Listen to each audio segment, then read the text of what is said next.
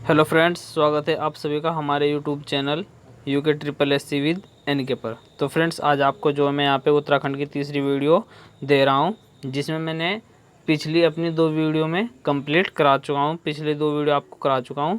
जिस किसी ने अगर वो वीडियो नहीं देखी हो तो उन दोनों वीडियो का लिंक मैं यहाँ पे डिस्क्रिप्शन में दे दूँगा, तो आप वहाँ से जा कर के वीडियो देख सकते हैं।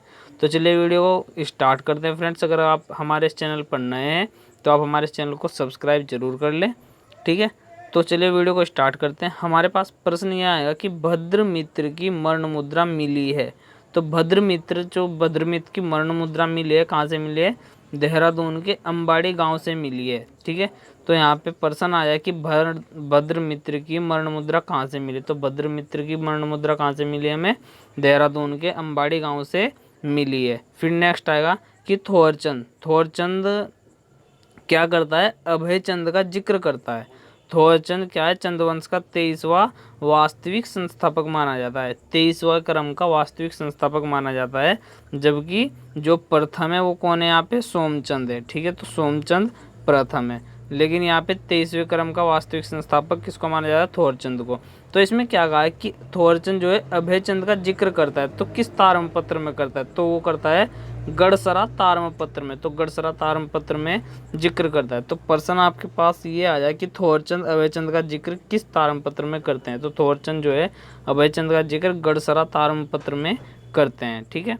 फिर नेक्स्ट आएगा हमारे पास कि तांबे के भंडार कहाँ से मिले हैं। तो हमें तांबे के भंडार कहाँ से मिले हैं देखने के लिए, या वहाँ से प्राप्त हुआ है तांबा, तो हमें उत्तराखंड में थेलीपाटन। तो थेलीपाटन कहाँ पर पड़ता है? बागेश्वर में पड़ता है। तो थेलीपाटन बागेश्वर से तांबे के भंडार हमें वहाँ पे मिले हैं। फिर नेक्स्ट प्रश्न आएगा कि लाखों उड्डियार अल्मोड़ा स्वेल नदी के किनारे 1968 में खोज की थी। तो लाखों उड्डियार की खोज कब की गई थी? लाखों उड्डियार की खोज की गई थी 1968 में, जो किसकी नदी के किनारे पर है? स्वेल नदी के किनारे पर है। स्वेल नदी के किनारे पर ये स्थित है, ठीक है। तो लाखों उड्डियार अल्मोड़ा में पड़ता है, वहाँ पर इसकी खोज 1968 में की गई थी। फिर नेक्स्ट आएगा हमारे पास बहादुराबाद में तांबे के उपकरण तथा गेरुए रंग के बर्तन मिले हैं। तो प्रश्न आपके पास ये आएगा कि तांबे के उपकरण तथा गेरुए रंग के बर्तन किस स्थान से मिले। तो किस स्थान से मिले? में बहादुराबाद स्थान से मिले हैं। तो उत्तराखंड में बहादुराबाद स्थान से मिले, ये हरिद्वार में पड़ता है, ठीक है। फिर नेक्स्ट प्रश्न आएगा कि 1856 में प्रोफेसर हैनवुड ने चंपावत जिले के देवीधुरा नामक स्थान पर कप के आकार के चित्रों का उल्लेख किया था। तो यहाँ पे क्या है कि 1856 में चंपावत जिले के देवीधुरा नामक स्थान पर, तो प्रश्न आ जाए कि चंपावत जिले के देवीधुरा नामक स्थान पर कप के आकार के चित्रों का उल्लेख किसने किया? तो किसने किया था? प्रोफेसर हैनवुड ने किया था, और ये 1856 में किया था। तो प्रोफेसर हैनवुड ने 1856 में ये किया था, ठीक है। तो चंपावत जिले के देवीधुरा नामक स्थान पर किया था, ठीक है। फिर नेक्स्ट आएगा कि 1983 से लेकर 2001 तक मलारी गांव चमोली में पड़ता है। जो मलारी चमोली क्षेत्र, तो यहाँ पे गढ़वाल विश्वविद्यालय के द्वारा सर्वेक्षण किया गया था। सर्वेक्षण किया गया जिसमें 5.2 किलो का क्या था? 5.2 किलो का यहाँ पे सोने का मुखावरण भी मिला था, ठीक है। तो प्रश्न ये आ जाए आपके पास कि मलारी गांव चमोली में गढ़वाल विश्वविद्यालय ने सर्वेक्षण कब से कब तक किया? तो कब से कब तक किया था? 1983 से लेकर 2001 तक किया था। 1983 से आप याद रखना, 1983 से लेकर 2001 तक किया था। और आपको साथ ही साथ बता दूं कि आप इन सभी को अपने नोटबुक में नोट भी जरूर करते रहिएगा, जिससे आपके ये लंबे समय तक याद भी रहेगा, ठीक है। फिर नेक्स्ट आएगा हमारे पास राहुल सांकृत्यायन ने इस क्षेत्र से मिली समाधियों को खस जाति की माना है। तो प्रश्न आपके पास ये आ जाए कि उत्तराखंड में मिली या चंद शासन काल में मिली समाधियों को राहुल सांकृत्यायन ने किस जाति से संबंधित माना है? तो किस जाति से संबंधित माना है? यहाँ पे खस जाति से संबंधित माना है। प्रश्न आप एक बार और सुन लीजिए कि राहुल सांकृत्यायन द्वारा उत्तराखंड क्षेत्र में मिली समाधियों को किस जाति का माना गया? तो किस जाति का माना गया? खस जाति का माना गया है। यहाँ पे जबकि क्या करता है? जबकि एच.डी. संकालिया ने यहाँ आर्यों की समाधि बताई है। तो ये जो समाधियाँ थी ये आर्यों की समाधि बताई है किसने? एच.डी. संकालिया ने। एच.डी. संकालिया, ठीक है। तो एच.डी. संकालिया याद रखिएगा। और खस की किसने बताई? खसों की बताई यहाँ पे राहुल सांकृत्यायन ने, ठीक है। तो यहाँ पे आप याद रखिएगा इनको। फिर नेक्स्ट प्रश्न आएगा, आप समझ भी गए होंगे उसको। नेक्स्ट आएगा कि गोविषाण काशीपुर का सर्वेक्षण किसने किया।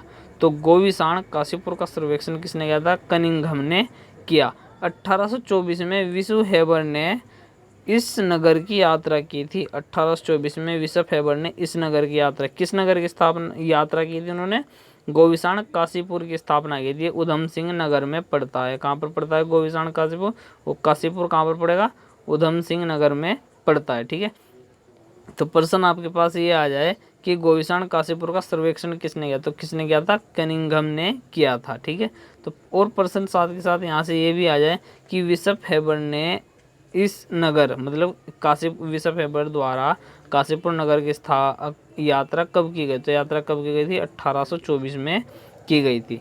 फिर नेक्स्ट प्रश्न आएगा कि 1860 में कालसी शिलालेख का पता चला, जिसे कालसी शिलालेख का पता चला कब, 1860 में। और कालसी शिलालेख कहाँ पर है, देहरादून में स्थित है। ठीक है, तो पता कब चल रहा है यहाँ पे, 1860 में। स्थानीय लोग चित्रशिला कहते हैं यहाँ पे कालसी शिलालेख को, स्थानीय लोग क्या बोलते हैं यहाँ पे, चित्रशिला, जिसकी खोज फॉरेस्ट ने की थी। किसने की थी, फॉरेस्ट। तो जिसकी खोज किसने की थी, फॉरेस्ट ने की थी। ठीक है, तो आप याद रखिएगा इसकी खोज किसने की थी, कालसी की खोज फॉरेस्ट ने की थी। कालसी का जो प्राचीन नाम है वो क्या है, कालकूट। कालसी का प्राचीन नाम क्या है, कालकूट, जो यमुना की सहायक नदी अमलावा नदी के किनारे पर स्थित है। तो प्रश्न आपके पास यहाँ से काफ़ी सारे बनेंगे, तो आप ध्यान से देखिए। कालसी शिलालेख की खोज कब हुई, 1860 में हुई।